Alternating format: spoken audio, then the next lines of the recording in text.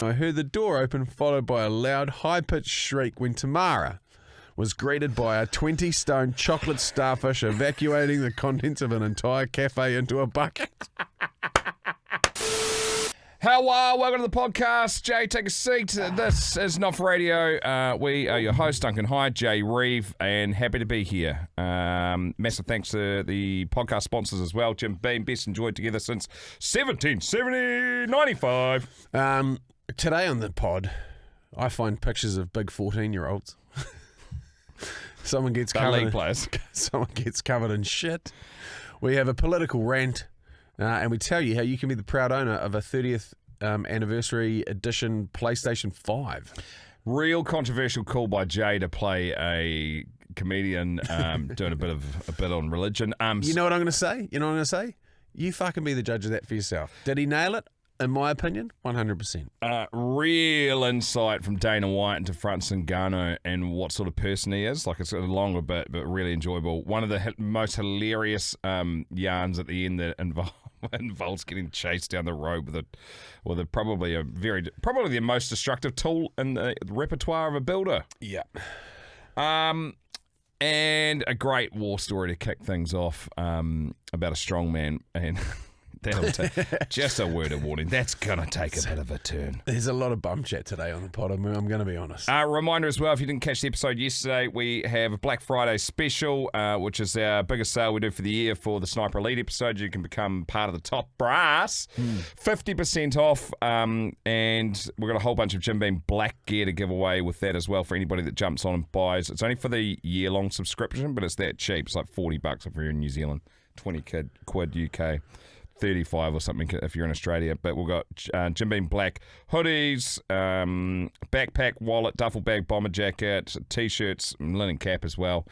So plenty in there to reward you guys for jumping on board that. There's a link in the show notes, and the code you need to use is Black Friday. One word. Enjoy the potty. Attention, snipers! Gear up and hold your positions. It's time to load up some war stories. Your tales from the front line, brought to life. Prepare to fire. Pick me! Pick me! Pick me! You! Me! You! Me! You! Yeah! I can't wait for this one. Rob Davies. First Morning, and last name. fellas and felly. Got a yarn for you that'll fit nicely into your laughable injuries and certainly into what's been inside you. Back in the day, myself and a few mates were into Strongman. I myself was pretty mediocre. We were laughing about this the other day. It's the most watchable shit. You go, how many times can you fucking flip a car over? How many times can you pick a rock up and put it on top of a barrel? The greatest addition to Strongman is keg toss. Yes, and they fucking it's like a haggis toss. Yeah. But they throw it over a high jump bar. And then the bit that always gets me, like, yes, I know you got big, strong muscles, but you got the same bones, motherfucker. How do they not break? Yeah. Like, all that load. Yeah, even crushing yourself down by being that strong. That's why I don't go to the gym. I'm afraid of crushing myself to death. And you haven't when you haven't been going. Yeah. So working, winning, tiger blood. The jellyfish approach is fucking working for me at the moment. Tell you what's not working, me. Back in the day, myself and a few mates were into Strongman. I myself was pretty mediocre. However, one of our mates was exceptional. For the purpose of the story, we'll call him Conrad because that's his fucking name. Conrad was 150 kg in body weight and deadlifted 320 plus kilos. Fucking hell. That's how you break shit.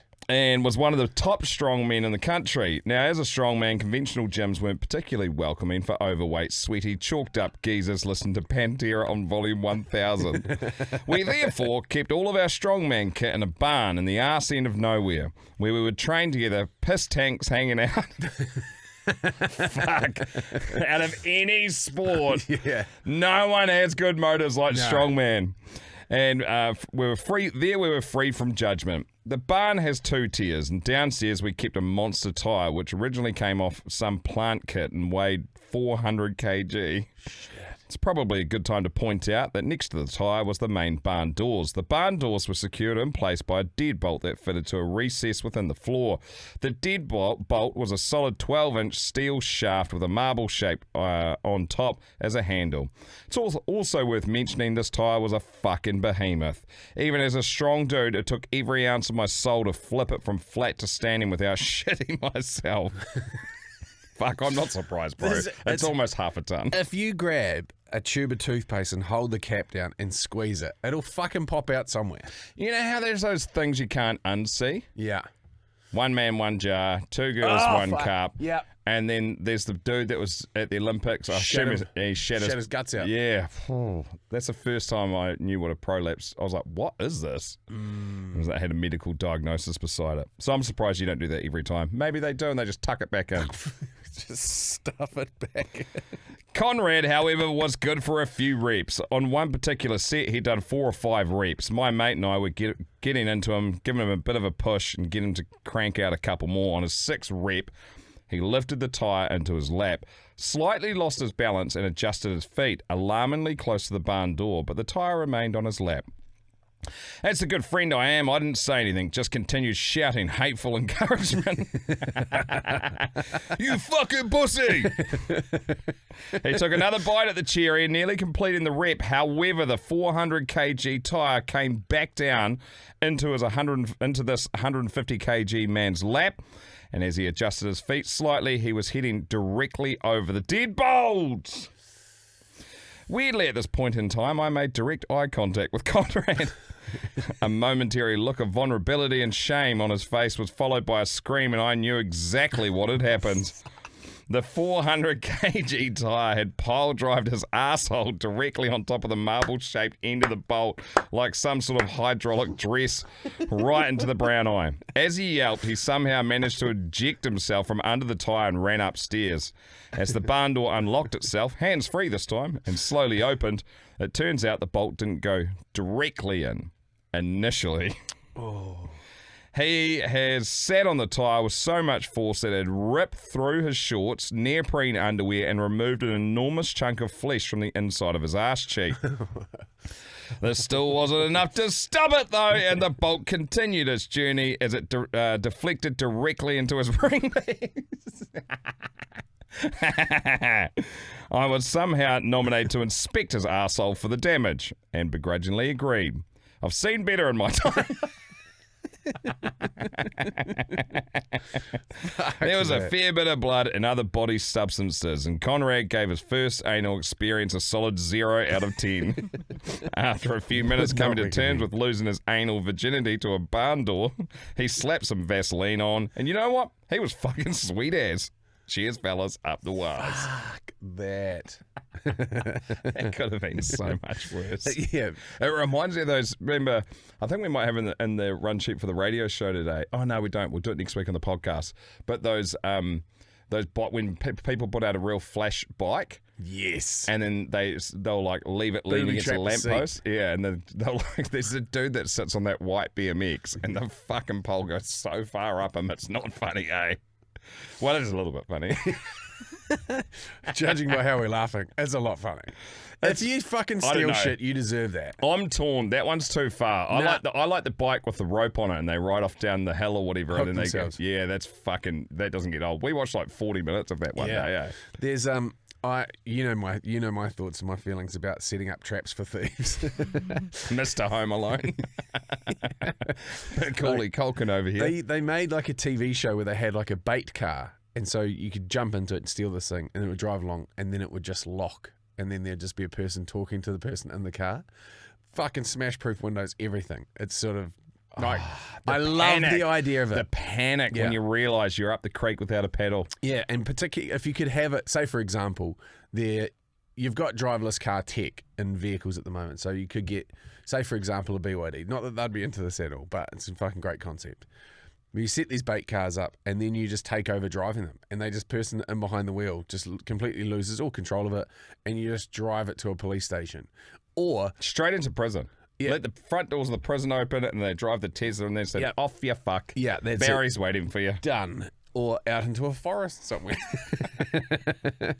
I love all of those things that stop people from being naughty fucks. At the moment, I'm loving watching those people. I think the BBC's done a documentary on it where they hack into the cameras of the scammers and the big call centers. Oh, yeah. And they go, put so-and-so on who's next to you. And they just look at each other like, fuck, how do they know? It's like this entire building is under surveillance and you guys are going to get fucking rounded up and done. Reverse fuckery. I love that. Yeah, I'm here for it. Serious question about prison. Did you enjoy it? Depends, depends if high security wasn't as much fun. Yeah. Supermax, no good. People, they're taking life too seriously when they're there. A lot of grumpy people. Up north, though, knee-high fence around the whole thing. Did a bit of framing work. Better food there, too. Yeah. A lot more, like, summery fruits, the winterless north. Yeah. Get Big, fucking nice bananas off the tree all year round up there. endless guacamole. Only one of us has been to prison. And you can't see her. Nah, serious question about prison. Yeah. Was soap on a rope invented for prison? Or was that just like a thing and then people turned it into a joke? I'm not sure. Because I wouldn't give a prisoner a rope. Like me, for example, could do a lot of damage with a rope. Exactly. It becomes like a fucking bombie knocker. Well, that too. Yeah. I was just more finished about ending people. Yeah. That too. It's the even when I went to boarding school, it was like communal showers, and it was like the joke, don't drop the soap. It's like there is an insinuation that there is a rampant anal sex community, and everywhere there's communal showers. Yeah. Like I don't think and this is once again an indication as to how my brain works. If I walked into a communal shower situation, But here's a good place for a bang. and there was fucking no one 3 ever. lads there with erect penises, I'm not having a shower. I'll be smelly for that day. I don't give a fuck. Because what happens, if you know this or not, is that if you were to drop the soap, and let's just fucking quickly time it. Drop the soap. Grab it up. That person has to, in the space of less than 2 seconds, get an erection and fucking jam it in my ass. They're going to have to be sonic with an erection preloaded. Exactly. And so I find it impossible to happen. Again, I think, it's a made-up story. I don't think No shit. Like, it's the same as the soap on a rope. Like, it's a made-up situation, and then they made up that soap on a rope. If you were to, say, for example, bend over to pick up the soap, had a back spasm and got locked out, then you're in a world of trouble. If there is somebody Very remote chance of that happening. Yes, Mind you, it depends exactly. if the floor's slippery. Yeah. I put my back out walking down a hill, and it was pretty flat. I say hill, it was a small gradient. I severely put it out. Couple of athletes. Hasn't happened for a while. I've never walked. Apparently, there's a gym here in Auckland where you walk in and you go left into one set of steamy showers. I've told the yarn before, not Yeah. for radio. One of Yeah. my mates went to a gym in town, and there was he walked in, and there was a dude banging his erection on, like where you wash your hands. There's like mirrors, basins, and he was just like tapping it like looking at him, like locked eye contact with him. Oh. And then like about a week later, saw some guy blow drying his bumhole with a hairdryer.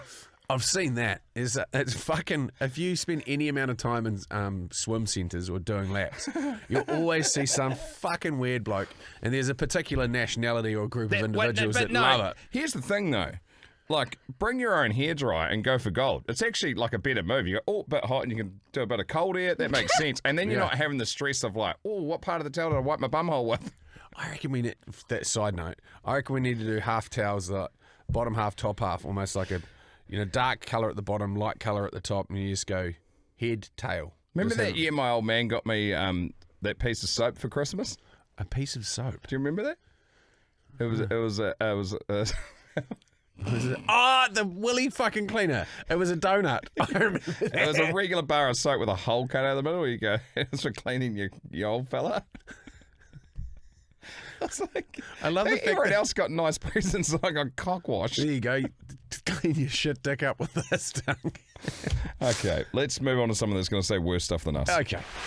Jay and Dunc, Duncan and Jay, not for fucking radio. Hey. Up the wires. Oh, on the Up the Wires thing, did you get linked in by that? Liam actually sent it through. There's a UK gamer. He's like, you must be listening. Liam Payne, thank you very much. So there's this guy who's live streaming his this guy's name is Erie is, but he's from the UK, and he's basically like a sim racer, and when he overtakes him, has a fucking great call. Get there. Oh fuck, I've gone early. Do you know you can, on a video on Instagram, you can hold your finger down at fast forwards, Jay? Yeah, I'm just trying to see where he's at. Otherwise. Yeah. Sorry, I was fast forwarding it. Fast forward.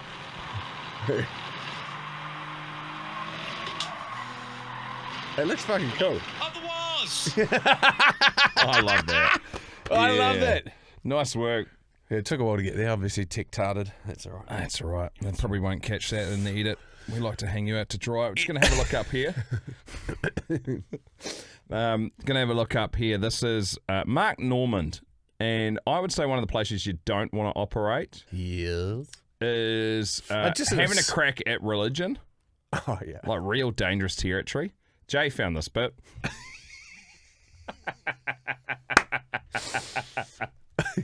A lot of people believe in God, yet nobody believes in magic. I find that interesting. Aren't they kind of similar? You know, you believe in magic, people call you an idiot. You're like, well, what if the whole water and the wine thing? That was kind of like magic. And they always say, yeah, but shut up. I like magic. I have way more respect for magic than I do for religion. At least magicians back it up. Can you imagine if magicians did what priests did? Besides that. Yeah. But, it'd be so much less fun. You know, magicians are like, all right, now to pull a rabbit out of a hat. And you're like, I don't see a rabbit. You got to believe there's a rabbit. Oh, my God. Sorry, man, I just don't see it. Well, you're going to hell. That's religion. Oh, man. I'm going to go straight into another video piece here so you can see this over on Spotify or YouTube. If not, it's good audio anyway. But fuck me, this is a wild story that Dana White is telling about Francis Ngannou. He was fucking brutally open and honest about this. Have you seen it? This one maybe? Oh, man, this is like all of it. It's a little bit long, but man, it's good. Francis Ngannou is a bad guy. He's not a good guy. He plays the whole, I don't understand the language, and he tries to come off like he's a fucking nice guy, you know what I mean? And people go, well, it's the language barrier probably. No, there's no fucking language barrier with this guy. He's a bad guy. I wanted to cut him early. When somebody shows you who they are, believe them. So he's going in to fight Stipe Miocic in Boston. He knows he's going to fucking kill Stipe. So after the press conference, we're walking down this hallway, and he comes over to me and he grabs me. And he says, let me tell you what's going to happen. His English is fucking great, okay? No language barrier whatsoever. When this fight's over, you're going to book me a private plane to Paris. And I said, I laughed and said, oh, yeah? He goes, I'm not joking. You're going to book me a private plane. Okay. So we go our own ways. Stipe Miocic beats the fucking shit out of him. So that ended that whole conversation.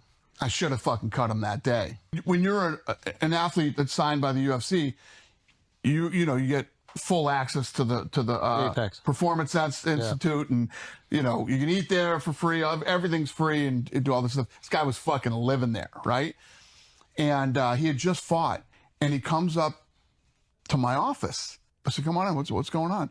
And he was pissed off that he didn't get a $50,000 bonus. Francis, you didn't get it because this, that. And he's in my office and he's arguing with me. The conversation's over, I'm starting to leave, and he grabs me by my shirt. Fuck. And like pushes me back in my office. And I said, dude, get your fucking hands off me.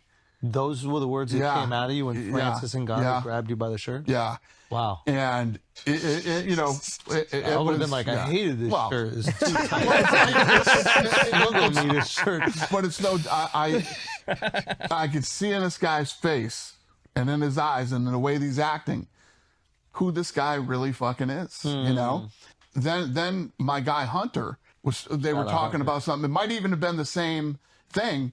And when Hunter started to walk away, Francis grabbed him by the fucking back of his collar and fucking pulled him back. Said, we're not done talking yet. So this guy's not a good fucking guy. He's a bad guy. Now he's over and he's done a deal with PFL in Saudi Arabia.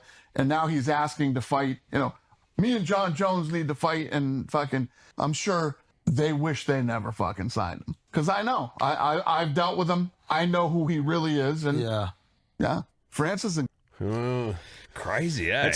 I love getting those insights, because everybody, you can portray yourself however you want to be portrayed. And it did seem really weird, that whole relationship that they had. Like, then when they're like, oh, we're not signing you. And everyone's like, well, crazy because it's the number one heavyweight in the world. Now the heavyweight division's gone to shit. Yeah. You've got Tom Aspinall, and that's about it. I was also reading yesterday that John Jones won't be fighting at the White House because he said no to the Tom Aspinall fight, so they wanted that fight to happen first, not at the White House because it's too far away. It's for like the 300-year anniversary of America or some shit, and Donald Trump's moved it to his birthday. Which I kind of like. Fuck, why wouldn't you? Leader of the free world. You can have fucking UFC on your front lawn. Why not? That's what I'd do. It's so funny. I find it fucking hilarious. UFC, fuck yeah. Yeah. What better way to celebrate? Is it an election year next year? I have no idea. I've literally given up on politics, as shit as it is. We had another meeting this morning, completely unrelated, but just seeing how fucking flimsy and woeful politicians and bureaucrats are.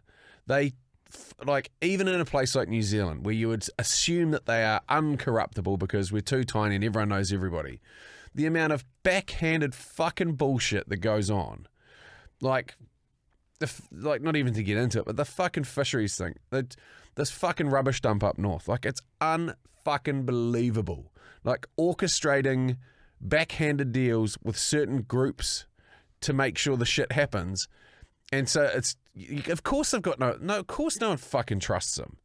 Like, if you're going to be dishonest, be honest about it. Like, just, if you're a fucking piece of shit, call it how it is. Like, I know that I can be a weaselly piece of shit. That is part of who I am. I don't try and hide that at all. Like, I manipulate situations to the benefit of myself. I'm a fucking capitalistic motherfucker like everybody else, but I admit it. You know? My favourite part of that little rant was Teagues just nodding her head the whole time. Fuck, we need to get a camera on Teagues. We do need to get a camera on Teagues. I want you to see the disappointment. You can feel it, but until you can see it, that doesn't matter. That's why Jay sits on that side. I couldn't handle looking at her. If I looked at her, I'd be fucking destroyed daily. I'd leave here a shell of a human. That makes me sound like I'm some kind of monster. And we've got her. Oh, on that, I watched a good TV show last night. I think it's almost called that. Fuck, Monster? it's good. Who's the chick from Homeland that was like the actor that was like, she was kind of crazy, or actress, so she was kind of crazy in it, but like really good. Is it Dana someone? Carrie Matheson? Maybe I've mixed it up. The Devil in Disguise. Oh. Fuck, it's like a real grunty, real crime. It's about to get full pear-shaped. Yeah, it's real crime drama. 8 episodes. Just when you think I've got nothing else to watch, I was like, literally the night before, I'd said to Dixie, I was like, I'm going to cut back on TV at night time. Just going to watch one episode of Landman a week until the end of the season and fucking clear the head and then straight away find something else. It's the golden age of TV. It's fucking awesome. Yeah, there's a real glut there at the moment. Who's the actor in that one? Well, the character is Carrie Matheson. Oh, hang on. No, that's the wrong one. That's John Wayne Gacy. That's also good. I've been watching that. That motherfucker was crazy. I'll get back to you on the other one. Also, it was an election year in America last year, 2024. Was there? Yeah, apparently. That seems so long ago. They what was the thing that Donald Trump said he wouldn't do? Because you know how you can't do 3 terms as president. Yeah. Over there. He was he ruled out, but you know, I don't know if he actually, you know, even though he said it, doesn't actually hold a lot of weight. But so he could come back as vice president, and then he could overturn the president and therefore get in that way. It's like a real backdoor way. I was like, fuck yeah, watch this space.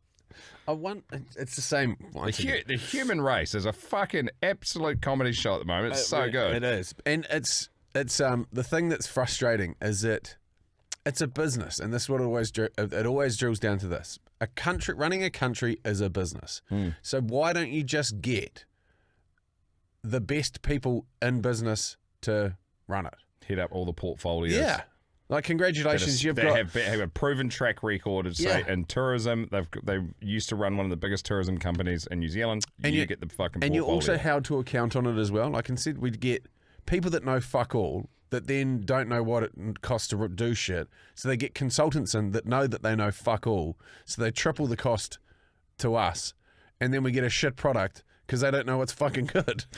Also, as well, because we never normally talk about politics, but you know, everyone loves a whinge. They should ban being able to release, put the press releases through on a Friday afternoon.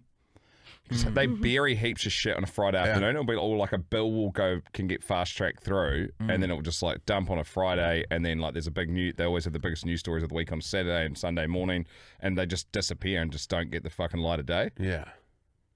It's fucking shambolic. But you know what they say? If you don't fucking like it, do something about it. And I'm not prepared to do something about it. So after that, I'll hop down off my soapbox and shut the fuck up.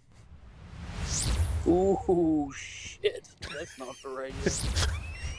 Yeah, it is. Perfectly timed. Yeah, it is. Perfectly timed. Hey, I've got a little short one here. A little short. I just want to mention the PlayStation 5 giveaway. Oh, so if you shit, went yes. listen to the episode yesterday, we've got a 30th anniversary edition of the PlayStation 5. Well, it's a PlayStation 5, but it looks like the PlayStation 1 in that same grey. It's sick. So there is going to be a keyword as of Monday on the Sniper Elite episodes, and we'll ask you to do something. So those that are Sniper Elite will be available to enter this competition. And how long are we running it for, Teagues? Until the end of November. Great. A week then. Yeah, sweet. A week and a bit. We Finish this up on we're next in Sunday. Vanuatu next week. What are we doing? We can do the Monday Tuesday. episode. So should we do we're gonna an island edition? Yes, yes. We are going to do the Sniper Elite episodes before we leave the country. Okay. And then if you guys manage to actually do another episode over there, then we will put that up when we can. But we will also release a couple from earlier in the year as well, just in case. Just because I don't know what the internet's going to be like over there. Yeah. Who knows what you guys are going to end up doing. Jay's actually only over there for like basically 2 days. Yeah. He flies in Tuesday, flies out Thursday, so you only really got a day. But I will be drinking the whole time, so that'll fucking Yeah, which create makes some me a bit hilarity. nervous. Tell you what could just sound amazing is doing an episode while we're out game fishing and just have that nice drone of the engine so you can hardly hear us for 40 minutes. Yeah. And we'll chuck that up. If we yell over the top of it, so then it's kind of pitched up like this. So everything we say is quite high. We could Be do real relaxing listen. We could also do our shortest episode ever. So as soon as they turn the engines on after, we can go, didn't fucking catch anything. The end. They just fucking play a sweeper. Hey fellas, when that fizz level's getting low, that cheese is about to slide right off that cracker, chuck on some Jay and Dunc. Not for radio. It's the monoway for your ear holes. Up the mother hickin' wow.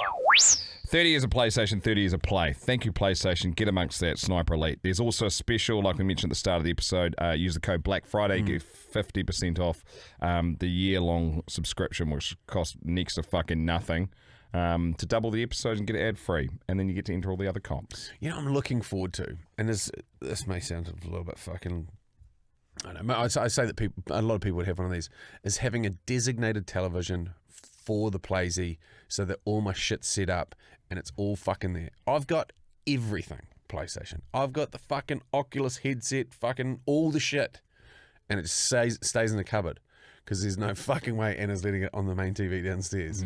You better do that in your house. Exactly. I'm excited about that. This is an anonymous war story. One last thing. Oh, no, I'll do it then. You go. Anonymous war story out of Cornwall in the UK. Hi, chaps. Saw your video on the dog poo. Fucking brilliant. I also have a story for you. I'm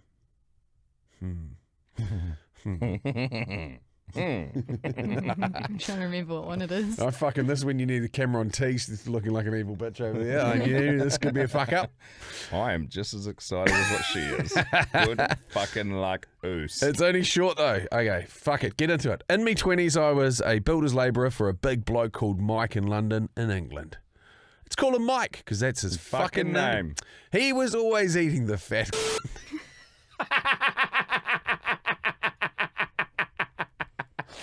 20 stone man at least, an absolute unit. What stones again? That's fucking massive, eh? 20 stones, quite chunky. I'll bring it up. Well known for clearing out a cafe in the morning after breakfast. 127 clicks. Oh yeah, it's a big bit of kit. Mind you, I'm only probably 10 behind that. Also a fat fuck. Was always smashing out horrendous farts due to the huge amounts of food and constant consumption of sparkling water. He had then locked the windows and doors on the van, turned the fucking heating right up just before he let one rip, and he'd call it the hot room. The hot room. Anyway, one job in this big posh house in London, we were building a roof garden for this posh lady. We weren't allowed to use her toilet, and there wasn't any temporary shitters delivered until the following week. Mike said to me, Ryan, I'm busting for a shit. Oh, well played, Anonymous. I'm busting for a shit. I've got to go back. I've got to go in the back of the van. Keep an eye out. I agreed. The posh lady, let's call her Tamara. Hang on. That's her fucking so he's name. got to shit in a bucket in the back of the van? Yeah. Oh. Not uncommon for tradies. Really? Yeah. Is that a thing? Yeah. Wouldn't you just go into Macca's? Well, because you got to leave work and go to Macca's and then go for a shit. Oh, also, no one's got a job that's that important. Having a shit in a bucket. Now, everyone that works at Macca's will be thinking, how many people just come here for a shit and don't get anything? No, I know. I'll get like a Coke Zero or something. The one that they make all the margin on, you know? What is it, 7 cents to fill a large Coke? Is it? Something like that. Let's get into that business. Also, got another side business last night. Talk to you about it later. Might bring some in. That's what you need. Less time. The posh lady, Tamara, I think your name was, came out and poshly asked to speak with Mike. I'd like to speak with Mike, please. I happily informed her that he was in the back of the van. Just go and open the door. Yes. That's so good. 127 clicks. You ain't looking that good taking a turd on a bucket in the back of the van in the middle of summer. She trotted off around the back of the van. Mike had been in the back of the van for about 5 minutes at this point. I heard the door open, followed by a loud, high-pitched shriek when Tamara was greeted by a 20-stone chocolate starfish evacuating the contents of an entire cafe into a bucket.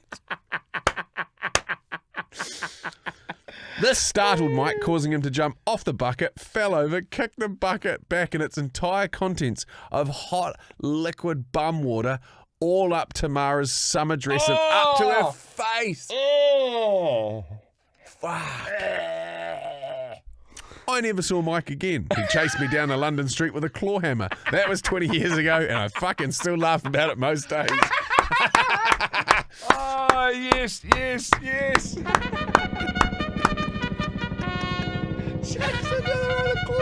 Ceasefire, snipers.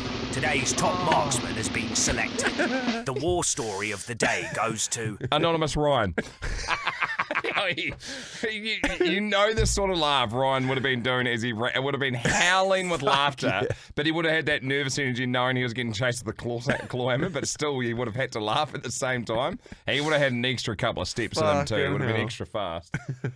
Shit, that's so good. What's Mike about? He's in the back of the van, just fucking pop it open. Hey, real last minute Larry's if you're in Auckland on the We Mean Well podcast live show tonight. Grab tickets, come along. Yeah, it'll be sweet. I think there's still a few tickets left, so get amongst that. And we would love to see you there. Yeah. I'm looking forward to it. Yeah, like we said the other day, we're just planning to go as fans of the show. Yeah. And it's and they put us on the poster. Yes, it was caught up with them briefly last night before they shot off to dinner, and fuck, they're excited. Like they love it here. They're just having the best time. They're loving the hotel. Food's been awesome. Piss is delicious. Great. And I got a fucking missed. Look at this at fucking. What was the time? 2 a.m. Where is it? Miss Call. Just a classic, classic missed call from fucking 2 o'clock this morning. Oh. Yeah, they're going real good. Jarch wound it in, so he'll be doing better. Matt Locke, Lou's fella, he is a fucking man mountain, like you know the one that crushes the skulls on Game of Thrones, like fucking that big. Wow, he's huge. Get him to stand next to me on the stage. It'll make me look skinny. Oh, like small, not skinny. He just small and fat. I was like, I don't fucking think they fucking made humans that big. Like fucking hell. So that's us tonight. We'll report back on Monday, I guess. Give you a rundown on the shenanigans in the show and after as well. Massive thanks to episode sponsor and podcast sponsor Jim Beam, embodying over 230 years of tradition, making every sip a taste of history. It's going to be a great night. Oh, yeah. Have a great weekend. Go well. Go long. And up the wires. Fuck, have you seen the junior wires? Sorry, just before we peel out. The under 14 Warriors team? No. Under 14s. What the fuck? Oh, mate. I've just got to show you this. No, you did show me. Yeah. The dude's bigger than you. He's fucking monstrous. He's fucking 10 times bigger than me. I'll just quickly hold it up to the camera so you can see that this is real hi-fi shit. I understand. Teagues is loving it. No, she's not. Hey, there it is. Big Russ. Look at this big motherfucker. Look at this fucking kid. Which camera do you want it on? This one. That one? This is a new segment, guys. Jay slowly finds stuff on his iPhone for us to play. Look at that big motherfucker. How's he 14, eh? That is 14. crazy. Good luck. And on that note... Go well, go long. We'll try it again. Up the wires!